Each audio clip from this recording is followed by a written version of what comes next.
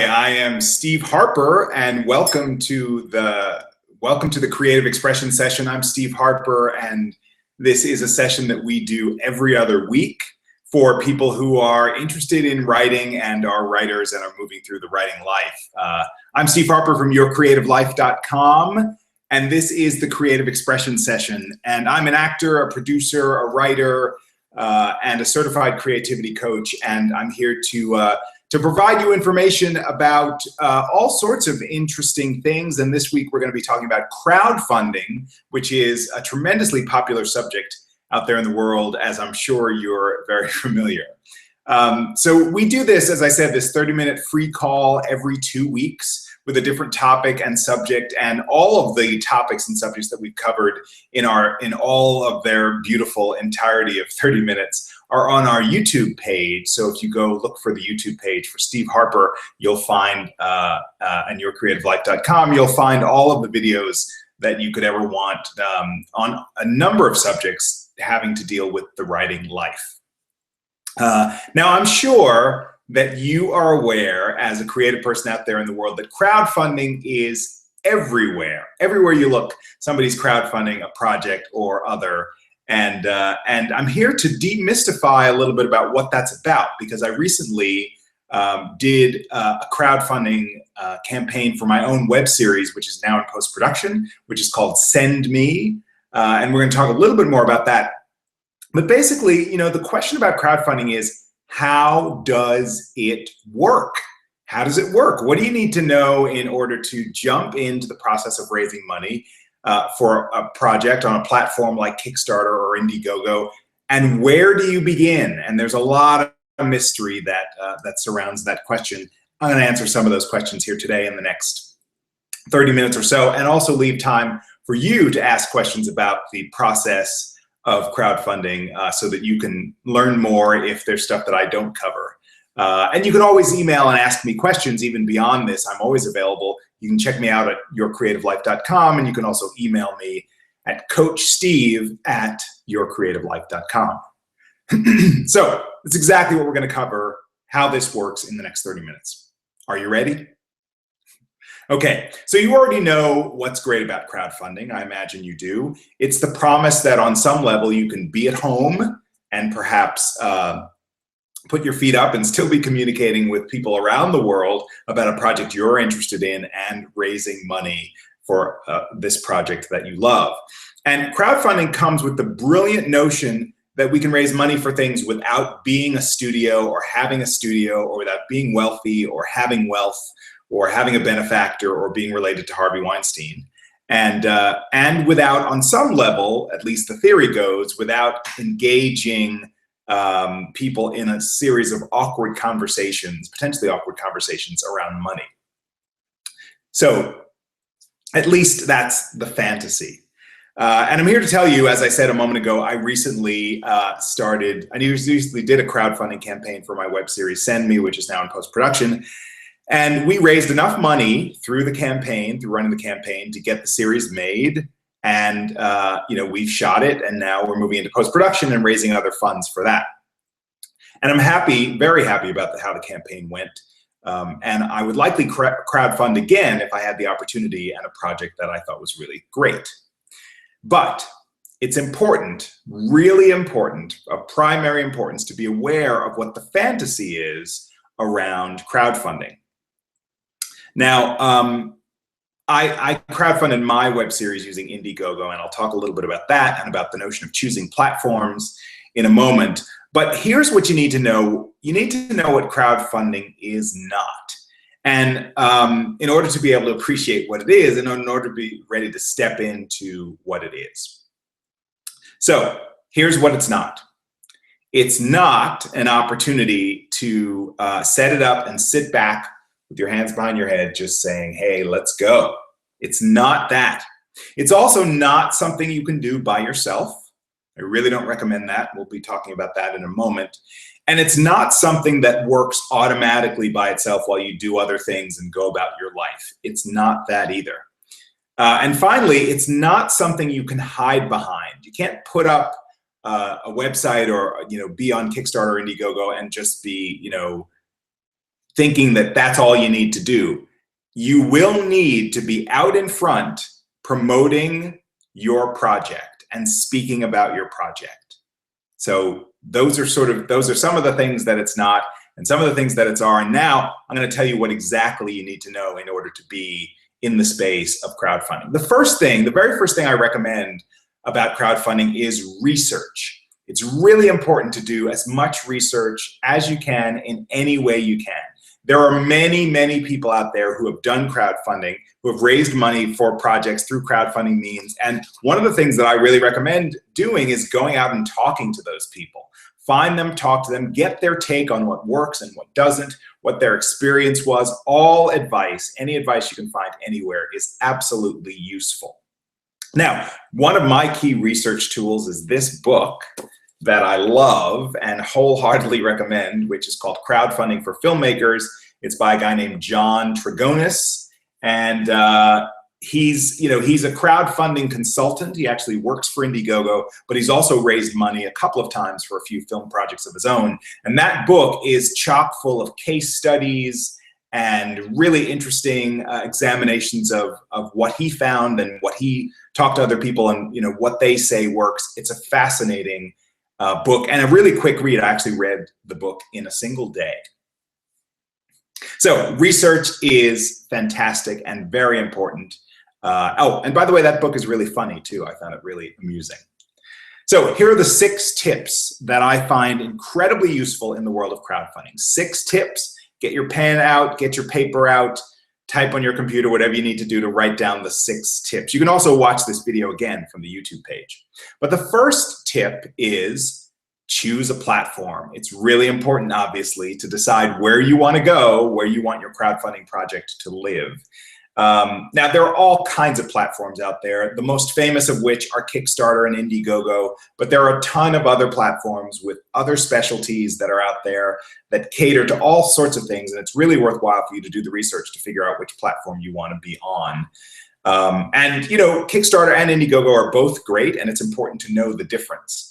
Now, every platform out there, and this is something to know, will charge you for the privilege of using their platform in order to raise money.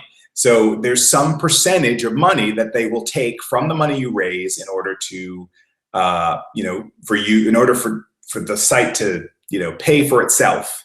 That's the way it works. You put your stuff up there and they'll take, I don't know what it is, 7%, 8%, whatever it is, of the money that you raise in order to fund the site. So just be prepared for that and do the research to figure out what percentage you're willing to part with in order to get your stuff promoted. Now, here's the big difference between Kickstarter and IndieGoGo, in case you don't know. Kickstarter, which is one of the most famous sites for crowdfunding, basically has a model, or established itself on the model of you have to raise all the money that you think you're going to get in order to keep it. So if you say your goal is, $200, you have to raise that $200 in order to keep it. And the incentive there is it's sort of like a gamble. So it makes whoever's crowdfunding perhaps work harder in order to raise that money because they want to keep the money. And in the stark model of Kickstarter, or the way they started at least, if you don't raise the money that you say you want to raise, if you don't meet your goal, you don't get any money. So that's the basic format of Kickstarter. Now, Kickstarter does have a feature these days where you can raise less money and keep whatever you make, but the percentage of money they charge you is higher. So it's going to cost you more if you don't hit your goal in the world of Kickstarter. Now, IndieGoGo's model, IndieGoGo was established to be a site where you keep what you make. So that's the idea. You put out a goal, and IndieGoGo is sort of like, whatever you make, you keep, right? So that's the IndieGoGo model, and as opposed to the Kickstarter model. However, on IndieGoGo, you can also do a thing where you set it up so that so that it's important for you. You can do it in the Kickstarter model. You can do IndieGoGo where if you don't raise the money, you don't get the money. You can set that up if you want. But the basic model of Kickstarter is, make your goal and keep your money. Or IndieGoGo is keep whatever you make. So that's the basic model, and there are variations on both sites. and I encourage you to take a look and see what it is that is of most interest to you. Now, I chose IndieGoGo because I decided to work with a fiscal sponsor. And this is slightly complicated, but not too much so. A fiscal sponsor basically is a nonprofit organization that you connect with that basically sponsors your project and allows you in your project to be a nonprofit. Now, what that means is that for me, for Send Me, my original web series, all of our donations were tax deductible. So it was a benefit that we could invite all of our donors to not only donate money, but also get a tax deduction on the back end. So that is a possible thing that you can do. You can do a crowdfunding site like IndieGoGo or Kickstarter. And in addition to that, you can become fiscally sponsored so that your donations are tax deductible, and you can offer that to the people who come forward to support you. Now, the fiscal sponsor that I went with, which is a company called Fractured Atlas, and you can look them up if you want. Fractured Atlas has a connection with IndieGoGo, so I could both get fiscally sponsored by Fractured Atlas, and they have basically a, what should I call it, an electronic or digital connection with IndieGoGo. So I could register with Fractured Atlas, connect to IndieGoGo through Fractured Atlas, and then the two of those companies would talk and do all the things they needed to do in terms of keeping track of stuff and taking their percentage and all that stuff. They work together. And that's one of the reasons why I ended up going with IndieGoGo, because I decided to do the fiscal sponsor thing, and I decided to use Fractured Atlas to do it. And I could talk more about that in the question time, or you can certainly email me to ask more questions about that. So that's number one. Choose a platform. That's the first tip. The second tip is build a team. Now, this is super important, and John Trigonis talks about this a lot in his book. This is a really big one. You cannot crowdfund without a team. You cannot crowdfund alone. Now, you could try it. You know, it's a free country, but it's really not a good idea. And that's because there's so much to do. It's really, truly a full-time job. And several people had told me that. It's also in the book, and I didn't really necessarily believe it. But you are going to be required to do all sorts of things as a crowdfunder. And it's really important that you have a team to help you reach out, to communicate, to connect, all of those things that you're going to want to do, to connect with your audience basically around the clock, or at least every waking hour. So why is it that you need a team? You need a team because the internet does not sleep. And you're going to want to harness the energy of the internet. And if you're doing things as you should do, like tweeting, posting on Facebook, posting on a website that's dedicated to your project, posting where the campaign lives, thanking your donors, all of that stuff takes time. And the more people you have to accomplish those activities, the better. You can't do it all yourself. Now, let me tell you a little bit about my team. My team consisted of 6 people, including me, and the tasks were divided up in this way. Someone was designated to post on Twitter. That was their whole, or most, like their major job was posting on Twitter. Somebody was dedicated to be the Facebook person. That person was also in charge of videos, editing videos that we had.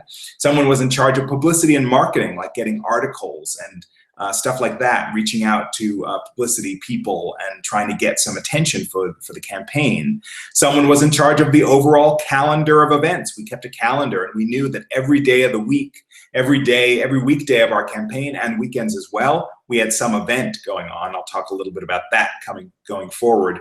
And somebody was in charge of managing the team in addition to me, somebody to make sure that we were on track and to make sure that people were motivated and doing what they said they would do and to cheer people on and all of that stuff.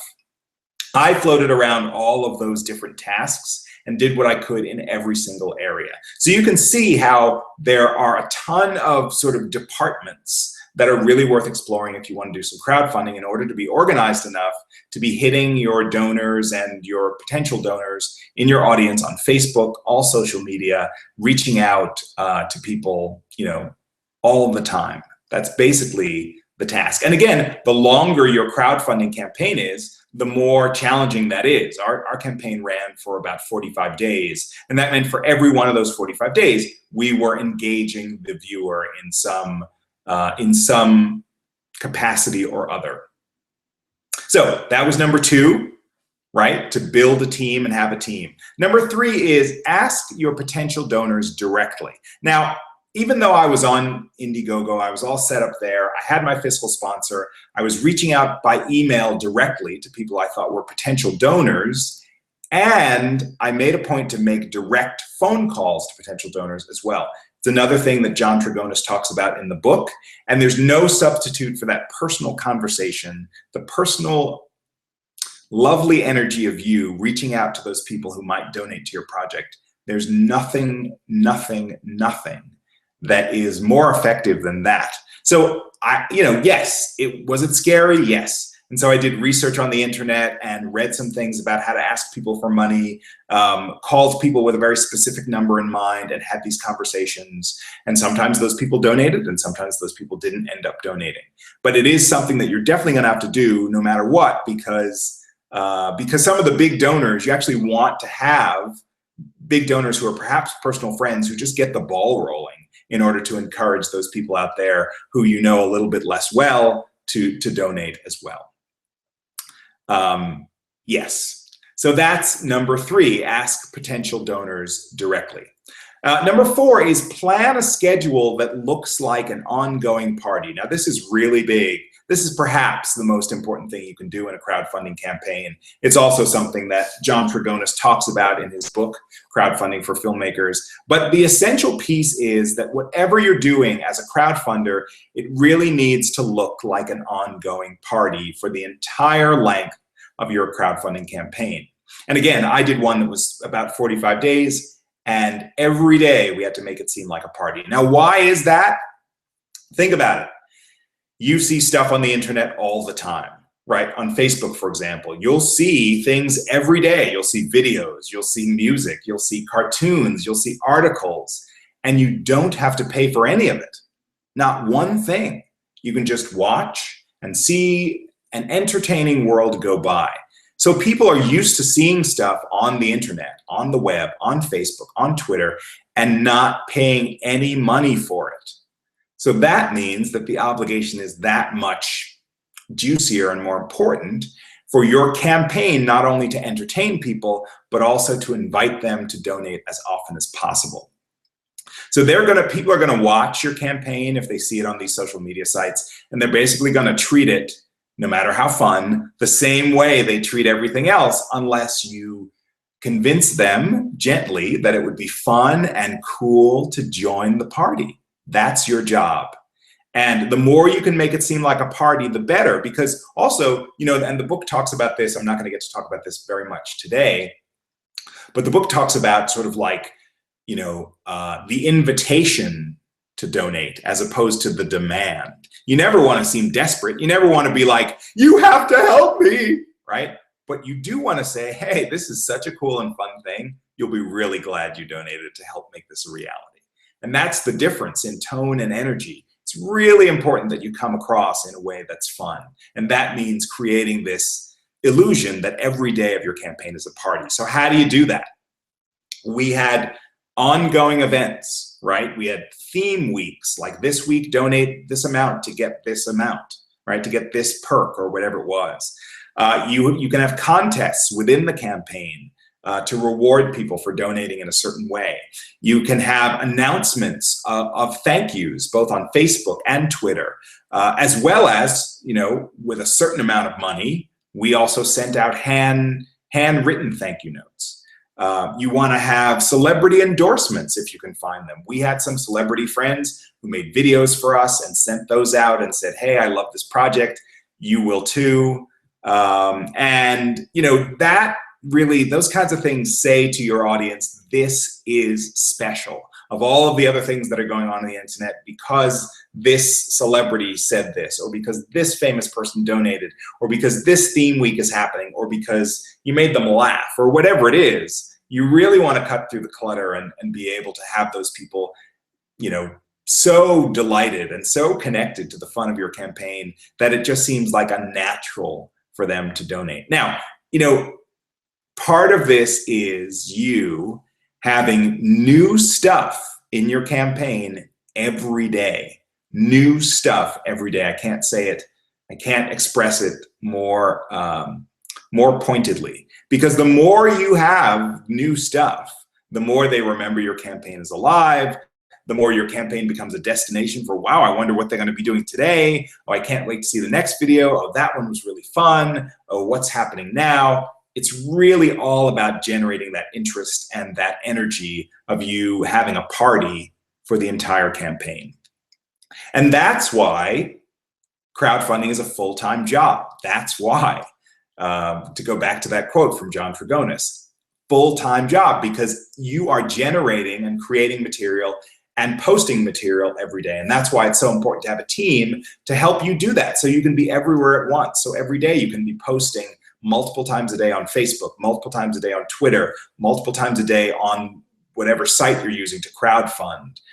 You're sending out thank yous, you're posting things, you're sending things in the mail, you're doing videos yourself, articles are coming out. Just imagine, the more abundant you have, the more stuff that is going on, the more you can lean into this sense of party and energy, the more people are going to be interested in your campaign. And that's the job. And that's why it's a full-time and sometimes exhausting job. All right, the next tip is leverage every visual opportunity you can. Leverage every visual opportunity you can. Now, what does that mean? That means that the internet, Twitter, Facebook, they're all visual mediums. So videos are great things for a crowdfunding campaign. We did a series of videos, my web series, Send Me, which you can find out a little bit about at sendmebacktoslavery.com. And again, we're in post-production right now. But our web series, we hadn't shot it, so we didn't really have video to show people. It's like, wow, what do we do then? So what we did was we went out to our friends, the entire team, and again, how great to have a team. We went out to our friends with little, cell phone cameras, and we asked them. The series is about time travel back in time to slavery. So we would ask these people, would you go back to slavery and why? And we created a series of videos. Some of them you can see on our website. You create a series of videos where perfect strangers answered that question. And so that gave us content. It gave us videos to post every day or multiple times a week that were interesting and funny and weird and strange, and that also didn't cost us anything, were interesting visuals and related directly to the theme of our show. So video is huge, whatever you can do to put video out about your project. Also, we did videos where talking head videos where I talked about the project, or where we had a celebrity friend who talked about the project, right? Anything you can do to do something visual is really going to help your campaign. So we had the videos of all kinds.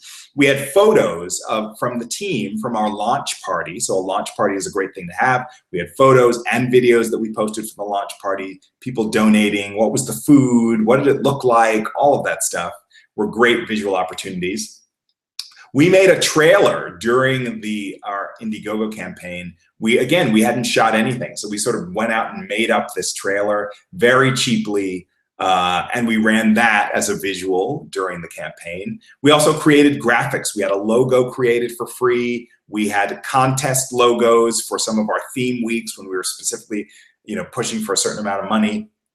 And in fact, at our launch party, as I said, we launched a series of videos that we played for days later, days after the party. We were saying, oh, here's this great moment from the party, or here's that great moment, right? So again, the visual is key. We also created tiny little commercials for our web series. And we actually got, as I said before, some of our celebrity friends to chime in and say, oh, I love this project, or this is this, or whatever. So that was all cool. Visual is absolutely super important. Right? Visual is key.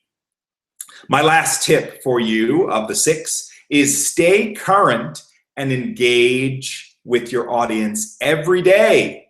So that's live tweeting, that's email thank yous, that's actual handwritten thank yous, as I mentioned before, Facebook posts in a timely manner, on a project page, and also we had an exclusive donor page where we were posting things, separate emailing to friends and family, updating the IndieGoGo page, updating your web page, dedicated to the project, just putting things out there dedicated to the project.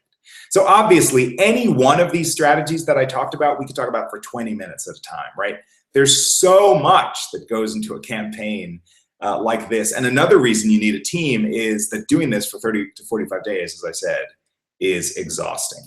or can be. So, but it can also be exciting and joyous and lovely and fun. And if you stick with a plan and move along that plan, it's going to be much easier for you to keep going when there are lulls in the campaign, and there certainly will be lulls in the campaign. So, so it's definitely worth thinking about. So here are the 6 tips. Choose a platform, build a team, ask potential donors for money directly, plan a schedule that seems like an ongoing party, leverage every visual opportunity you possibly can, stay current, and engage with your audience every day. So that's all it takes in a nutshell. I say all it takes knowing that that's a heck of a lot. And yeah, and now it's time for your questions. So if you have a question, you can put it in the Google chat, the Google Hangout window there. Type whatever you have that you're curious about, that I mentioned that you want to know a little bit more about. You can put that in there. And while we're waiting for actual questions to emerge, I have a couple of questions that I thought psychically that you might want to ask. So I'll start with those. So the first one is, what do you mean by live tweeting? It's very interesting because I didn't actually know what live tweeting was before I started to do it for our campaign. So live tweeting essentially is, it's directly engaging with people on Twitter who are who could be interested in your campaign and trying to get the momentum going. So, you know, the thing is to try to get them to look at your campaign. So what we did was, because our show was about Black people and slavery and time travel, we live tweeted during the Shonda Rhimes block on Thursdays, both East and West Coast. And I would do things like watch people talk about the show, and I would just reply. Somebody would say something like, wow, that's really crazy that just happened. And I might be, you know, in the West Coast not even seeing that. And I would write a reply that said something like, yeah, you think that's crazy? Check out this new web series. And I put a link to the web series. So a little crazy, effective some of the time, you know, and live tweeting in the moment, it's certainly like you're having a conversation with people. So that can certainly make a difference in terms of driving people to your website, driving people to your IndieGoGo page to get them to begin to engage in what it is you're up to. So I'll answer one more question that I thought you might have. Let's see. Oh, here's one. So do you have to pay taxes on the money you raise? Now, this is a really good question and certainly worth your own research, because we were working with a nonprofit and our donations were tax deductible, and because I had actually formed an LLC, a limited liability company, which I needed to do in order to hire myself as a writer because I'm in the Writers Guild. So because of that, there are rules, government rules about limited liability companies, and we do have to pay taxes on the money we raise. So that may or may not be true for you, depending on how you do it, but I would do the research to find out, because it's certainly something that you'll need to look into. And it may be different if your project is not an LLC. So that was something we had to do because of my Writers Guild status and the ability to hire myself. So that's a little bit about crowdfunding, you know, squozen something into a 30-minute period of time. And I want to thank you for joining us. If you have further questions, and I know this is a really big topic, we may actually end up doing a one-day workshop on crowdfunding, which is not ready to go yet, but may be ready to go in the future. If you have any questions at all, please email me. I love to get email. CoachSteve@YourCreativeLife.com, CoachSteve@YourCreativeLife.com, and check out our articles, our blogs, videos, all sorts of stuff at YourCreativeLife.com, which is the online home of Your Creative Life, the coaching company. So thanks for joining us. I wish you all the luck with your own creative projects, whether they're crowdfunded or not. I really do believe that whatever you do creatively in the world makes the world a better place, and I'm all for cheering you on to do the best work you can do, and continue to spread the word about your art, your vision, your life that enhances the world in ways beyond what anybody ever dreamed. So thanks again for joining us, and feel free to email me if you have questions. Feel free to watch this video over when it's on the YouTube page, and have a great, creative, fun, exciting day.